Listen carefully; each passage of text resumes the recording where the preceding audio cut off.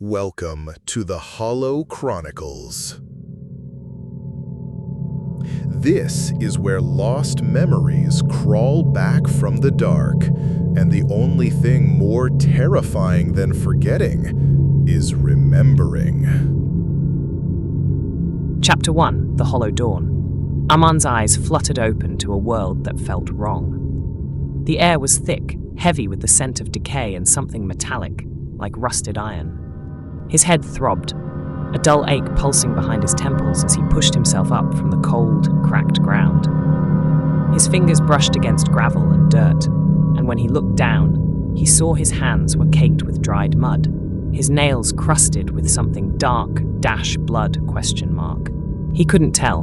The sky above was a pale, sickly grey, the sun hidden behind a veil of ash and fog. It wasn't dawn nor dusk, but some eerie in-between, as if time itself had stalled. Aman blinked, trying to clear the fog in his mind, but his memories were a void. He couldn't remember how he got here. He couldn't remember where here was. He stood on unsteady legs, his body aching as though he had been running for miles. Around him stretched a desolate town, its buildings sagging and crumbling like the bones of some long-dead beast. The streets were empty, the windows dark and lifeless. No birds sang, no wind stirred the dust that coated the ground. The silence was deafening, pressing against his ears like a weight. "Hello?" Aman's voice cracked, barely a whisper, but it echoed unnaturally, bouncing off the walls of the abandoned buildings. He swallowed, his throat dry and raw, and tried again. "Is anyone there?"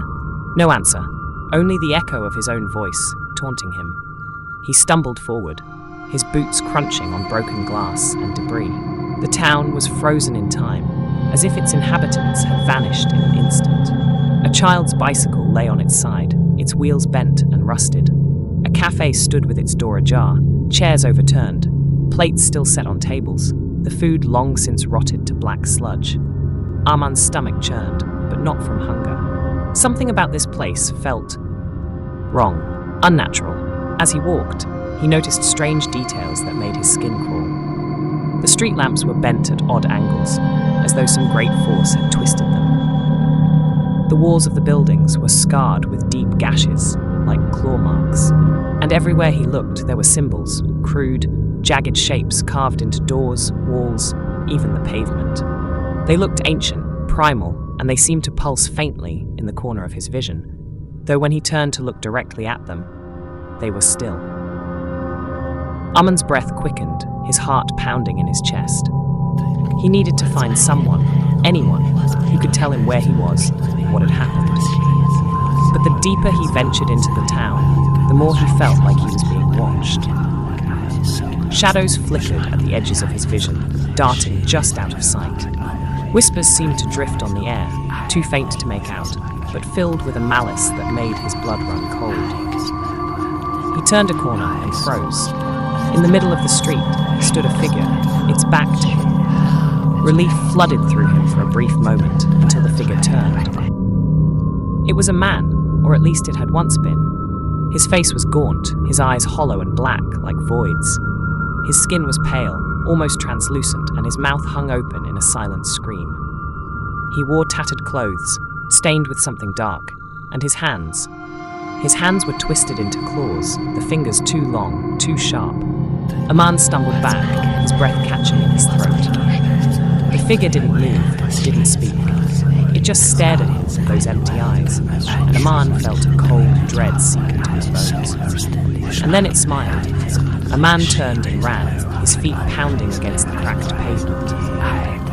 The whispers grew louder, more insistent, and the shadows seemed to close in around him. He didn't know where he was going, only that he had to get away. Away from the figure, away from the town, away from whatever nightmare he had woken up in. But as he ran, he realized something that made his blood turn to ice. The streets were shifting, twisting, as though the town itself was alive. The buildings seemed to lean in, the symbols on the walls glowing faintly, and the air grew colder, heavier. He was trapped, lost in a labyrinth of decay and despair. And somewhere, in the distance, he heard a low, guttural laugh. Here is the text to convert, to be continued. Aman's story continues if he survives the night. Until then, try not to think about what might be watching you from the hollow places. Subscribe unless you want the hollowing to continue without you.